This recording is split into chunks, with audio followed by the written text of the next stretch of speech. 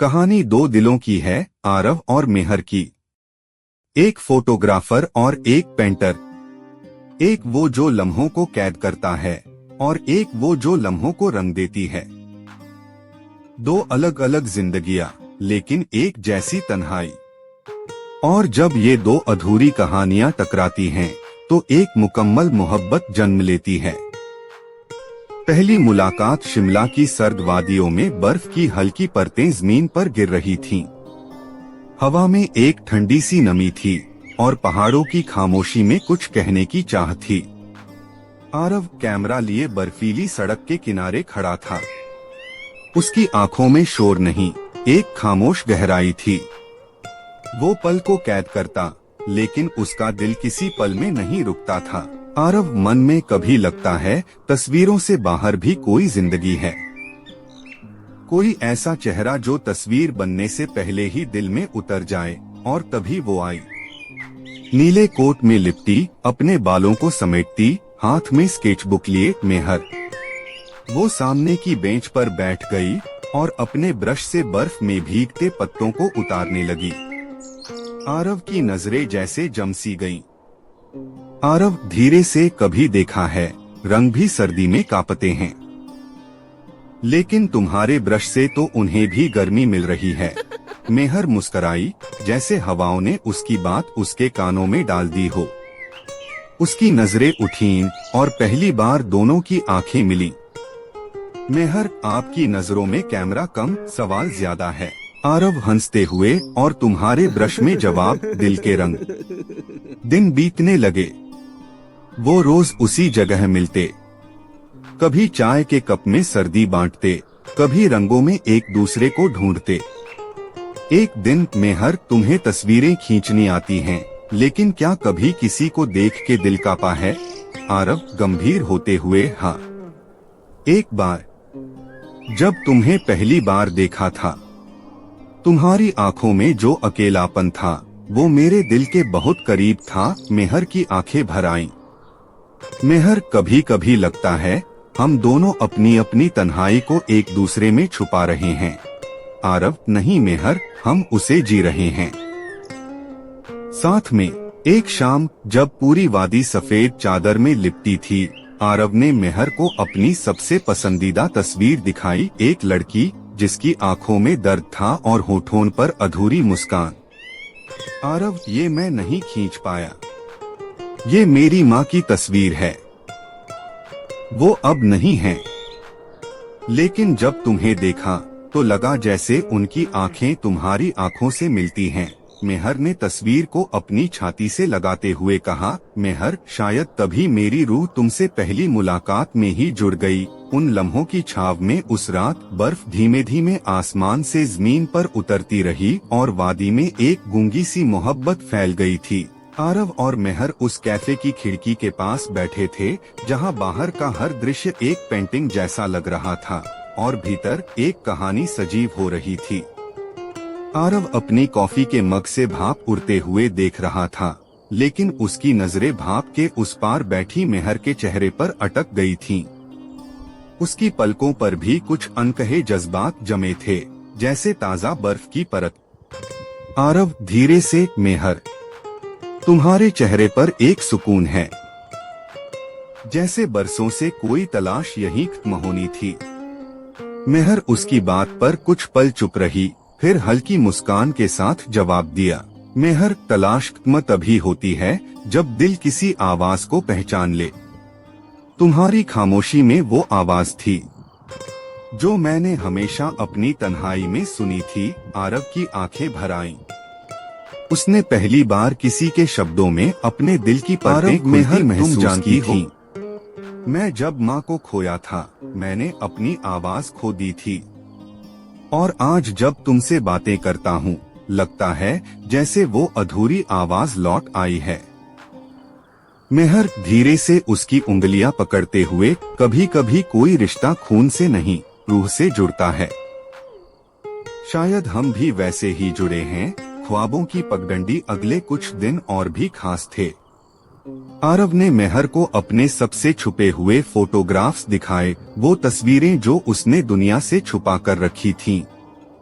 और मेहर ने अपनी डायरी के वो पन्ने आरव के सामने खोले जिनमें दर्द की स्याही से उसके दिल की तहरीरें लिखी थीं। एक दिन पहाड़ी की चोटी पर आरव मेहर को ले गया। वहाँ से पूरा शहर रोशनी में नहाया हुआ दिख रहा था। हवा तेज थी और दोनों एक दूसरे के बेहद करीब। आरव, तुम्हें पता है, यहाँ मैं अक्सर अकेले आता था। सोचता था काश कोई होता जिससे ये सब बांट सकता। अब लगता है ये वादियाँ भी मुस्कुरा रही हैं। क्योंकि तुम यहाँ हो मेहर, धीरे से उसकी बाहों में सिमटती हुई, और मुझे लगता है मेरी पेंटिंग में जो अधूरापन था वो अब तुम्हारी सांसों से पूरा हो रहा है। वो एक दूसरे में कुछ इस तरह डूब चुके थे कि समय भी ठहरना चाहता था। तस्वीरों के पीछे की कहानी। एक शाम जब शहर की गलियां भी उनीदी थीं, आरव ने मेहर को एक गैलरी में बुलाया। उसकी पहली प्रदर्शनी थी। वहाँ एक तस्वीर खास रखी थी, बर्फ में बैठे एक लड़की की, जिसके हाथ में स्केचबुक थी और आंखों में एक नई शुरुआत की उम्मीद। गैलरी की दीवारों पर सजी तस्वीरें जैसे किसी मौन कविता की तरह थीं। हर एक फोटो में वो लम्हा था जो न केवल कैमरे में बल्कि दिलों में भी कैद हो चुका था। लोग तारीफों में डूबे थे, लेकिन आरव की निगाहें किसी और को ढूंढ रही थीं, उस लड़की को जिसकी वजह से ये तस्वीरें अब सिर्फ तस्वीरें नहीं, एहसास बन चुकी थीं। और तभी दरवाजा खुला। मेहर अंदर आई, गुलाबी शॉल ओढ़े, हल्के से भीगे बाल और आंखों में एक चुप मुस्कान। उसकी नजरें दीवारों पर घूमती हुई एक तस्वीर पर टिक गईं। बर्फ में बैठी एक लड़की, हाथ में स्केचबुक और आंखों में उम्मीद की लौ। मेहर धीरे से उसके पास आई। उसके होंठ कांपे, जैसे शब्दों को वक्त की इजाजत चाहिए हो। मेहर धीरे से, ये मैं हूँ न आरव, उसकी ओर देखता हुआ। हाँ, लेकिन सिर्फ तुम नहीं हो। ये वो लम्हा है जब मैं फिर से जी उठा था, जब मुझे लगा था कि किसी की सांसों में मेरा नाम लिखा हो सकता है। मेहर, मैंने खुद को कभी इस नजरों से नहीं देखा था जैसे तुमने देखा। तुम्हारी तस्वीरों में मैं खुद को नया महसूस करती हूँ। आरव मुस्कुराते हुए, और मैं तुम्हारी आंखों में वो रंग देखता हूँ जो मेरी जिंदगी में कभी थे ही नहीं। दोनों की आंखें नम थीं, पर चेहरे पर वो सुकून था जो सिर्फ सच्चे प्यार में मिलता है। गैलरी में लोग थे, रोशनी थी, शोर था, मगर उनके बीच एक खामोश जज्बात का समुंदर बह रहा था। रात की बातों का समंदर। उस रात प्रदर्शनी के बाद आरव और मेहर एक पुराने पुल पर बैठे थे। नीचे से बहती नदी की आवाज मानो उनके दिल की धड़कनों के साथ मिल गई थी। आरव, पता है, जब तुम नहीं होती तो लगता है जैसे तस्वीरों में भी रंग नहीं आते। मेहर हंसते हुए, और जब तुम नहीं होते तो ब्रश थक जाता है, जैसे हाथ चलना ही भूल गए हो। आरव ने उसकी उंगलियां अपने हाथों में ली। आरव, क्या कभी ऐसा लगा है तुम्हें कि ये जो हम हैं, ये सिर्फ एक कहानी नहीं, ये शायद पिछले जन्म से अधूरी कोई रूह की पुकार है? मेहर धीरे से, हाँ। जब तुम दूर होते हो तो मेरी रूह बेचैन हो जाती है, जैसे किसी पुराने वादे की याद दिला रही हो। आरव ने उसके माथे को चूमा, और उस पल में पूरी कायनात ने ठहरकर उन दोनों को देखा। कुछ अधूरी रातें। कुछ दिन बाद मेहर अचानक आरव से दूर हो गई। न कॉल न मैसेज, बस एक खामोशी सी छा गई थी। आरव पागलों की तरह उस जगह गया जहां वो रोज मिलते थे। बेंच खाली थी, रंगों की महक गायब थी, उसकी तस्वीरों में धुंध आ गई थी। आरव खुद से, मेहर, कहाँ हो तुम? तुम्हारे बिना तो मेरी तस्वीरों में भी आवाज नहीं आती। तुमने यूं खामोशी क्यों ओढ़ ली? तभी एक पार्सल आया, एक स्केचबुक और एक चिट्ठी। चिट्ठी में मेहर ने लिखा था, आरव, मैं कहीं नहीं गई, बस खुद को ढूंढने निकली हूँ। तुम्हारी मोहब्बत में मैंने खुद को पाया है, लेकिन अब चाहती हूँ कि वो मैं जिसे तुम चाहते हो वो पहले खुद अपनी रूह से मिले। मैं लौटूंगी, जब मेरी तस्वीरों में तुम्हारी सांसें उतरने लगेंगी, तब तक तेरी सांसों में मेरा नाम रहने दे। आरव की आंखों से आंसू बह निकले। उसने स्केचबुक खोली। उसमें आखिरी पेज पर उनकी एक पेंटिंग थी, आरव और मेहर साथ में, और नीचे लिखा था, हर अधूरी मोहब्बत मुकम्मल होने का रास्ता ढूंढ ही लेती है। कुछ महीनों बाद शिमला की वादियां अब भी वैसी ही थीं, बर्फ से ढकी, खामोश और अपनी ही किसी अधूरी कहानी को उड़े हुए। लेकिन अब वहां आरव अकेला नहीं आता था।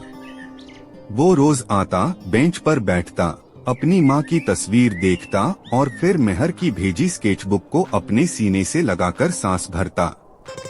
आरव मन में, मेहर, तुमने मुझे खुद से मिलवाया, और अब जब तुम नहीं हो, मैं हर दिन खुद को फिर से खो देता हूँ।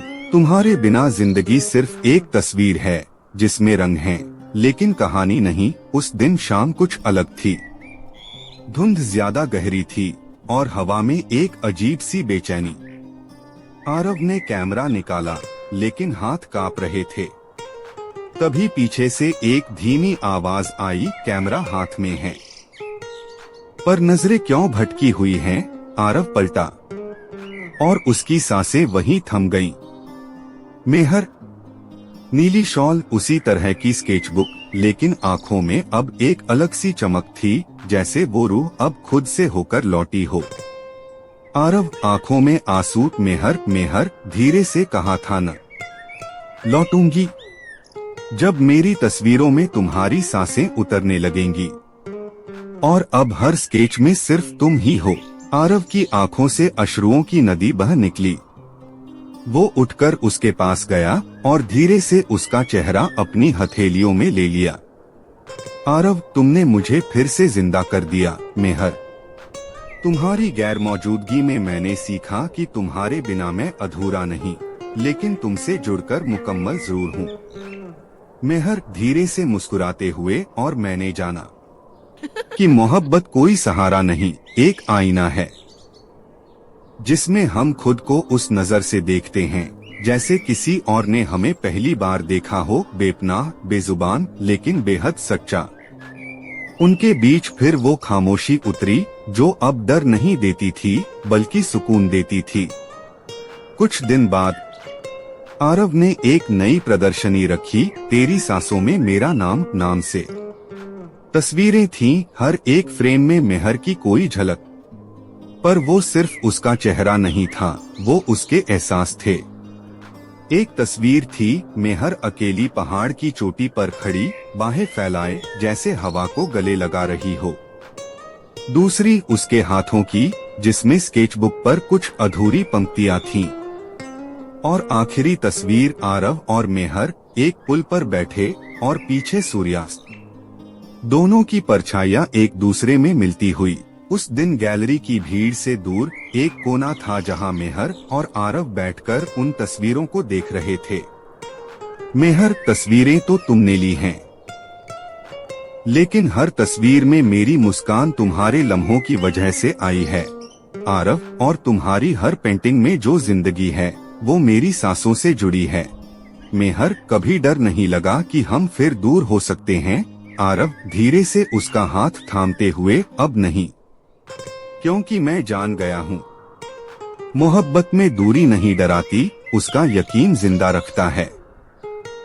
और हमारे बीच वो यकीन अब सांस लेता है, मेरी सांसों में तुम्हारा नाम बनकर। कुछ महीनों बाद मेहर ने अपनी पहली किताब छापी, रंग जो सांसों से जुड़े। आरव ने अपने फोटो जर्नल में लिखा, हर फ्रेम में एक कहानी है, लेकिन मेरी सबसे पसंदीदा कहानी मेरी सांसों में छुपी है।